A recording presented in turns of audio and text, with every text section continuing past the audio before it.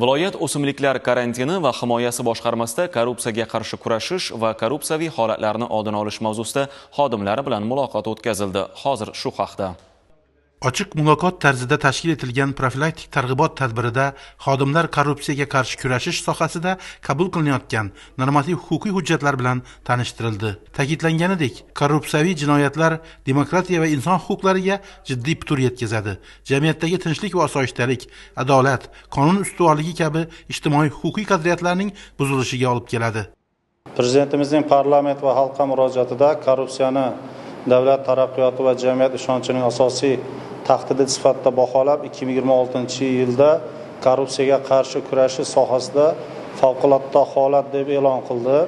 Bu bo'yicha korrupsiyani oldini olishga qaratilgan sohadagi davlat siyosatini sifat jihatdan yangi bosqichga ko'tarish va 2030-yilgacha bo'lgan ustuvor yo'nalishlar belgilandi. Viloyat prokuraturasi bilan hamkorlikda bo'lib o'tgan seminar mashg'ulotida xodimlarimiz o'zlariga tegishli xulosalar chiqarib, korrupsiya holatlariga yo'l qo'ymaslik bo'yicha bilim va ko'nikmaga ega bo'ldilar.